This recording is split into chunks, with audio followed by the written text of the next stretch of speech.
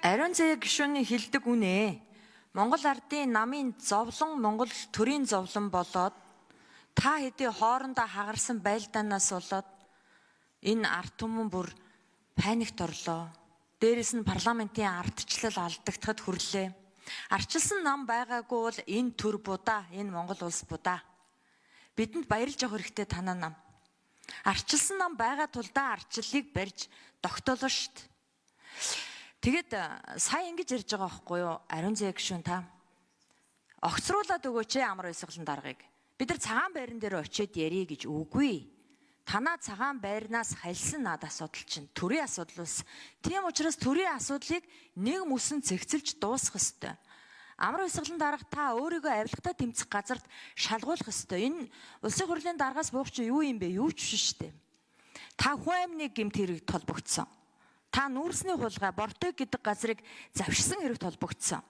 Авилгатай тэмцэх газар шалгуулж эцсийн дүгнэлт тэр шийдвэрийг хүн алсан бол алсан, хулгай хийсэн бол хулгай хийсэн. Тэрийг авчирж энэ парламентэд танилцуулах ёстой. Дээрээс нь хэн таныг ямар учраас гүтгээд байгаа гэдгийг одоо хэлээдэг. Хэн парламентын ардчлалыг алдагдуулах гэдэг байгаа юм. Хэн тэгээ нэг бүдэг бадагийн марч бид мэдж байгаа тэгж байгаа гэж цагаан барилгаа гүйж орчиж эвлэрж гарч ирчээд 11 сарын 15-наас хойш энд хөөрхөн суухгүй найзуудаа. Наач одоо төрийн хэрэг болсон. Бид оролцсон. Тэгэхээр бид одоо энийг бүр эцсийн нүртэл явах хэрэгтэй байхгүй юу?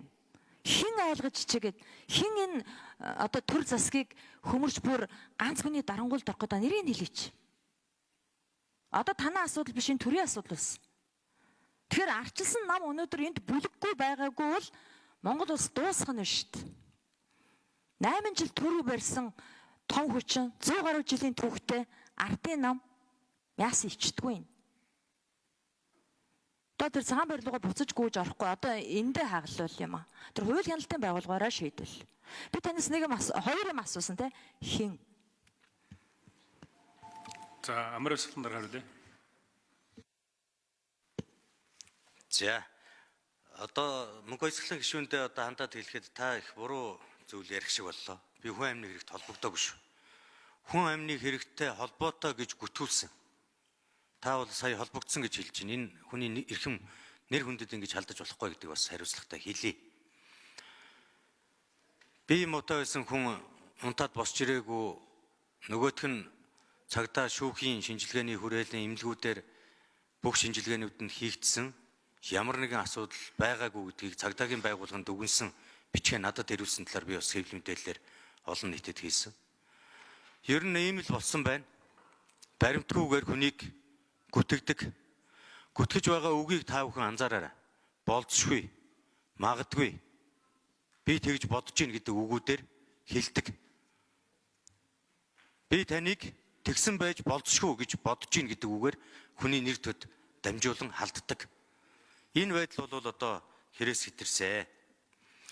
За ер нь мэдээж яагаад над руу энэ нүүрсчин болгох энэ бохир нэр хүндийг унгаах юм технологи үйл ажиллагаануудыг зохион байгуулж хийж ийнвэ гэд та асууж ах шиг байна.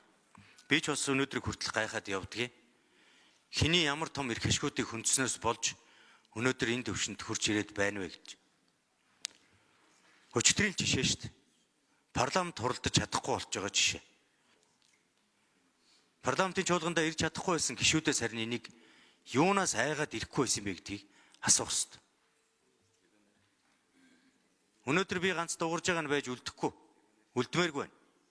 Өнөөдөр дуурж байгаа нь сөрөг хүчин, арчилсан нам, нарчлынхаа бат цайз нь бол зогсох ёстой. Тэр үүргээ гүйцэтгэх ёстой гэдэг дээр би хэлхээ хүсэж байна. Монгол улсад хууль шүүхийн байгууллага нь шударга ажилдаг. Улс төр нь хууль хяналтайгаа хутгалддаггүй.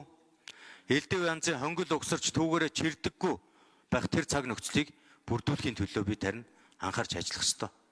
Ийм зүйлүүдээр айлгаж, ийм зүйлүүдээр дарамталж улсын хурлын гишүүдийг чуулганы хуралдаанд оролцох хинээс чамааралгүй нөлөөгүйгээр шийдвэр гаргах тэр нөхцөл боломжийг бүрдүүлэх чиглэлээр бид харин анхаарч ажиллах ёстой.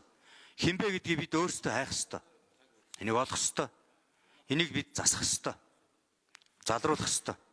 Ингээ иргэдэд ирдэг тэр дарамт чахалтууд өнөөдрийн парламентын түвшинд ямар их өргөн хүрээгээр мэдрэгдэж гинэ гэдгийг ч бид ойлгож засахын төлөө хичээж ажиллах ёстой маа гэж ингэж бодож байна.